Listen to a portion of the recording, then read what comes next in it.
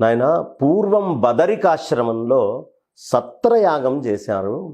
ఆ బదరికాశ్రమంలో సత్రయాగం జరిగేటప్పుడు నేను కూడా, అంటే శంకరాచార్యులు వారి గురువు గారైనటువంటి గోవిందపాదుల వారు కూడా ఆ సత్రయాగానికి వెళ్ళారు.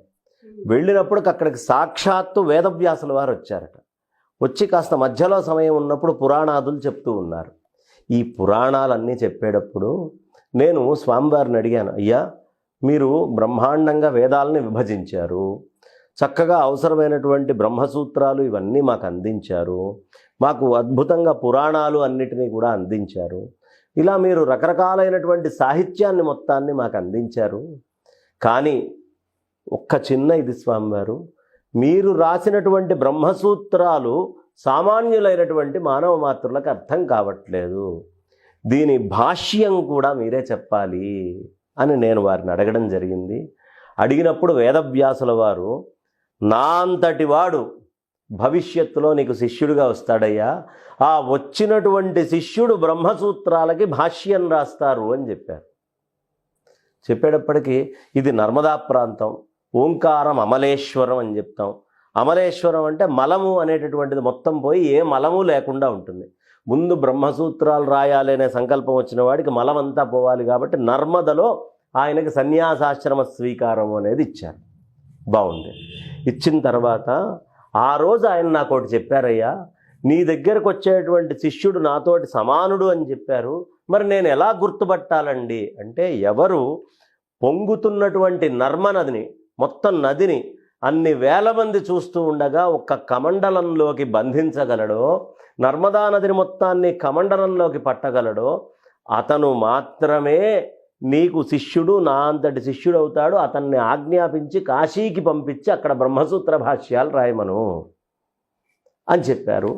కాబట్టి ఈ మాహాత్మ్యాన్ని ఏదైతే వ్యాసుల వారు చెప్పారో అది నా కంటికి కట్టినట్టుగా, నా కంటి ముందు కనిపించేట్టుగా నువ్వు చేశావు. కాబట్టి ఇక మీదట నువ్వు ఇక్కడి నుంచి బ్రహ్మచర్యాశ్రమం నుంచి తురీయాశ్రమానికి వెళ్ళావు. ఈ తురీయాశ్రమంలో నీకు మలము అనేటటువంటిది కూడా పూర్వజన్మ మలాలన్నీ సన్యాసాశ్రమం తీసుకోవడంతో అయిపోయింది. నీ లోపల ఓంకారం ప్రక్షిప్తమైంది, నువ్వు అమలేశ్వర స్వరూపుడివయ్యావు. కాబట్టి ఇక్కడి నుంచి నువ్వు చేయాల్సింది ఏమిటి అంటే, విశ్వం మొత్తానికి మూలమైనటువంటి విశ్వేశ్వరుడు ఎవరైతే ఉన్నారో, విశ్వమంతా నిండి ఉన్నటువంటి చైతన్య శక్తి, ఇక్కడ అమలేశ్వరుడు కదా, మలం పోయింది.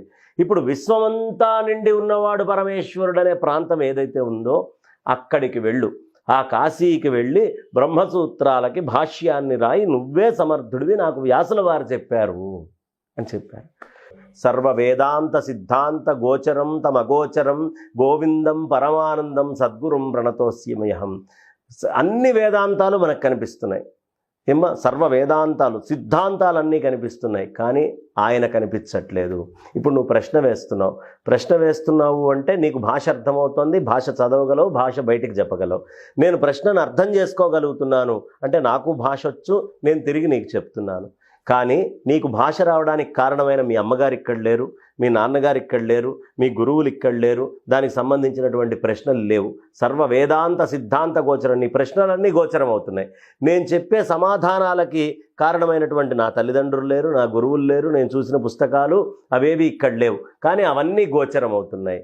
సర్వ వేదాంత సిద్ధాంత గోచరం తం అగోచరం.